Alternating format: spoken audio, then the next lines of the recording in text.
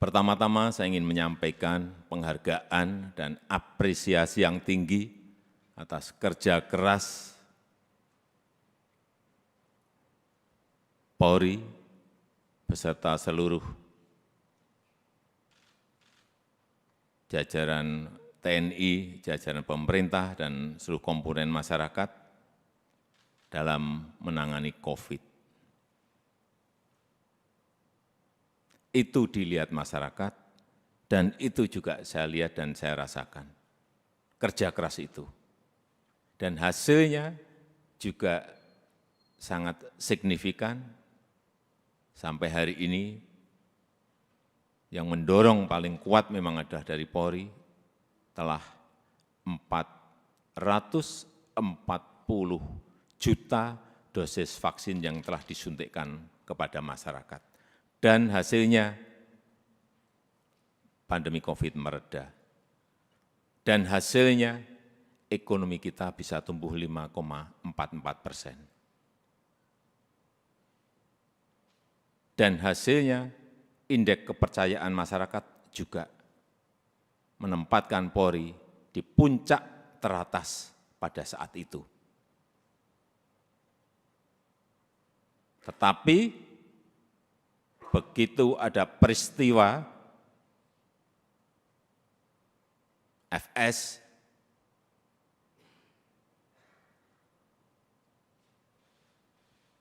runyam semuanya dan jatuh ke angka yang paling rendah. Dulu dibandingkan institusi-institusi penegak hukum yang lain tertinggi, sekarang saudara-saudara harus tahu menjadi terendah. Ini yang harus dikembalikan lagi dengan kerja keras saudara-saudara sekalian. Di November itu masih 80,2, sangat tinggi sekali, bukan tinggi, sangat tinggi sekali. Sekarang kemarin Agustus berada di 54, jatuh, drop sangat rendah sekali. Itulah pekerjaan berat yang saudara-saudara harus kerjakan untuk mengembalikan kepercayaan masyarakat kepada Polri. Di tengah situasi yang juga tidak mendukung saat ini. Kita tahu semua negara sedang sulit, dunia sedang sulit, kita ini menahkodai negara ini juga menghadapi gelombang dan badai dari ekonomi global yang tidak gampang. Perlu saya sampaikan, 66 negara berada pada posisi rentan, 345 juta orang di 82 negara sudah masuk menderita kekurangan pangan akut. Ini yang semua Kapolda, Kapolres, pejabat utama Polri harus tahu. Keadaan situasi seperti ini harus mengerti, sehingga punya sense of crisis yang sama. Hati-hati dengan ini. Hati-hati. Oleh sebab itu saya ingatkan masalah gaya hidup, lifestyle. Jangan sampai dalam situasi yang sulit ada letupan-letupan sosial karena adanya kecemburuan sosial ekonomi. Kecemburuan sosial ekonomi, hati-hati. Sehingga saya ingatkan yang namanya Polres, Kapolres, yang namanya Kapolda, yang namanya seluruh pejabat utama, perwira tinggi, ngerem total masalah gaya hidup. Jangan gagah-gagahan karena merasa punya mobil bagus atau motor gede yang bagus. Hati-hati, hati-hati. Saya ingatkan hati-hati. Masanya yang lalu-lalu sudah usai. Teknologi sekarang ini menyebabkan interaksi sosial berubah total.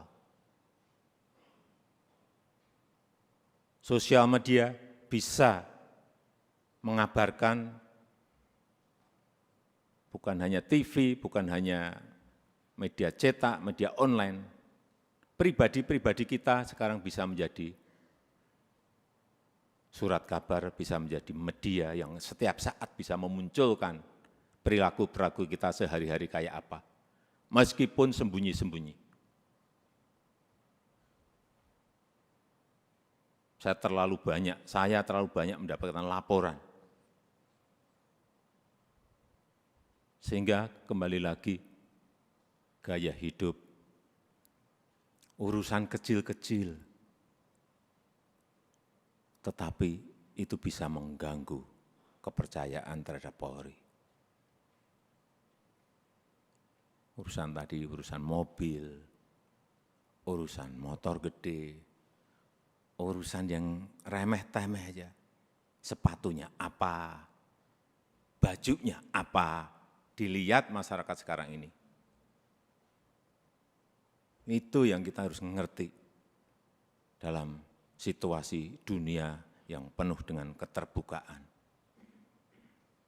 Dan keluhan masyarakat terhadap anggota Polri kita, ini tugas saudara-saudara semuanya.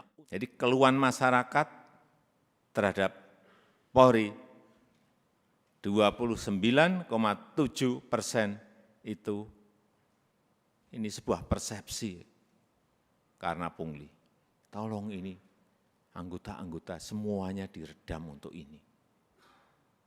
Sewenang-wenang, tolong ini juga diredam pada anggota-anggota. Pendekatan-pendekatan yang represif, jauhi. Mencari-cari kesalahan, nomor yang ketiga 19,2%. Dan yang keempat, hidup mewah yang tadi sudah saya sampaikan.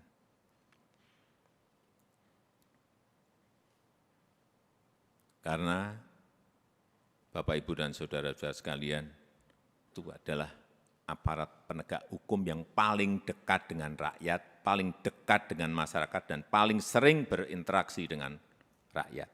Jadi ingatkan anggota-anggota, selalu di briefing anggota-anggota, seluruh anggota, dan ingatkan untuk hal-hal yang berkaitan dengan pelayanan masyarakat, ingatkan mereka.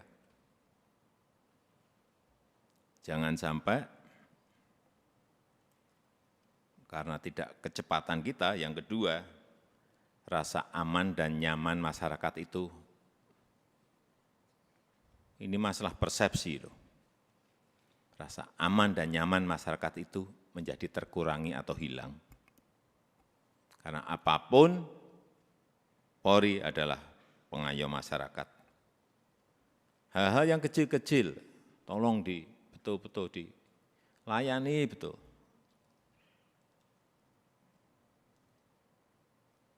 Masyarakat kehilangan sesuatu, harus direspon cepat.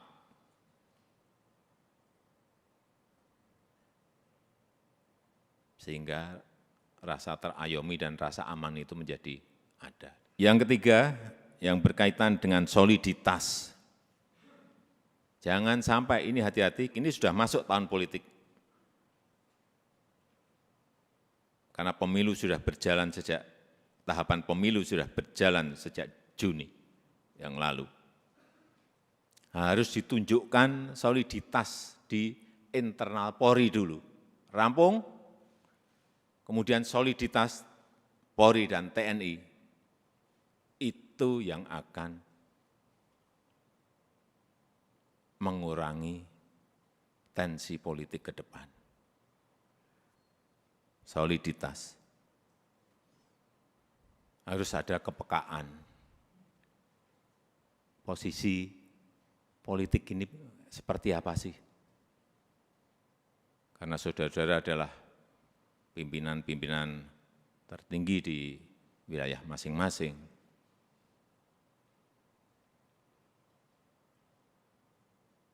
sense of politiknya juga harus ada.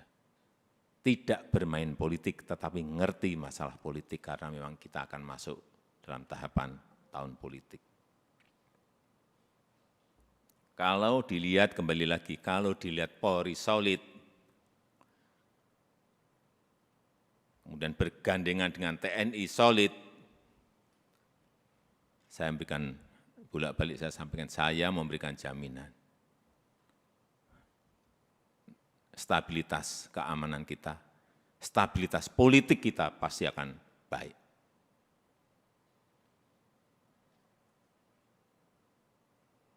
Enggak ada yang berani coba-coba. Kalau coba-coba ya tegas saja. Yang keempat, yang berkaitan dengan kesamaan visi. Saya kira yang berkaitan dengan kebijakan organisasi, jangan terkesan kita itu gamang. Sebagai pemimpin-pemimpin di wilayah, baik itu di provinsi, kabupaten, dan kota, jangan gamang, apalagi cari selamat. Yakin sesuai dengan prosedur, yakin sesuai dengan SOP, yakin sesuai dengan undang-undang, lakukan. Visi, presisi, Pak Kapolri, saya minta juga tidak usah jelimet-jelimet, tolong disederhanakan, sehingga yang di bawah itu mengerti apa yang harus dijalankan.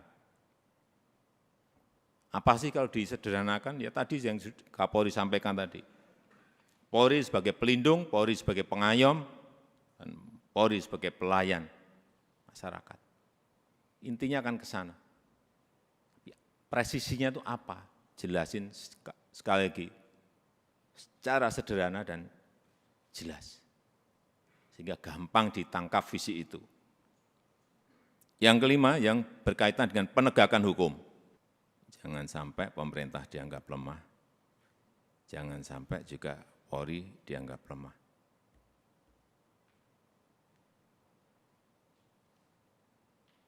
Saya sudah perintahkan kepada Kapolri saat itu urusan judi online, bersihkan. Ya udah.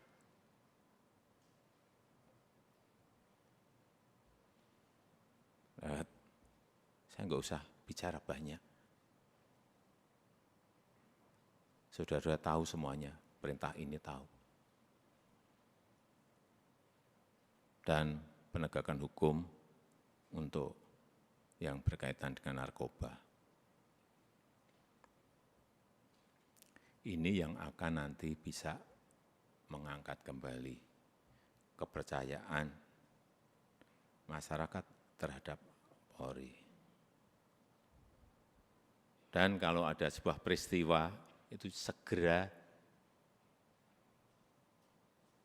dirancang komunikasinya yang baik. Komunikasi publik itu penting banget.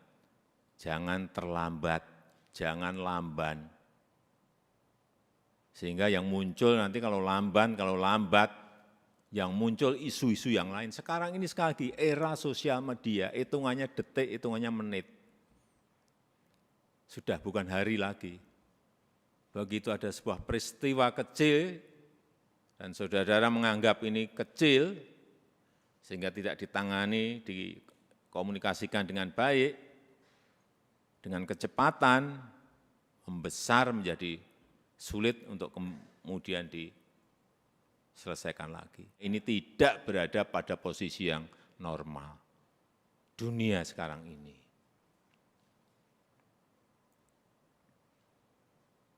Sehingga gampang sensitif dan gampang tersulut.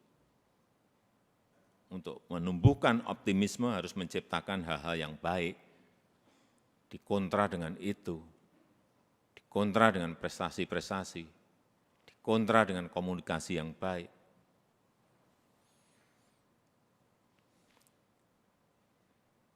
Saya rasa itu yang ingin saya sampaikan dalam kesempatan yang baik ini. Sekali lagi, saya sangat menghargai kerja keras saudara-saudara sekalian dalam penanganan COVID yang lalu, dan kita harapkan dengan kekompakan, dengan kesolidan di Polri, di internal Polri, kemudian bergandengan dengan TNI, saya percaya apa yang tadi saya sampaikan bisa kita lakukan dengan baik. Saya tutup.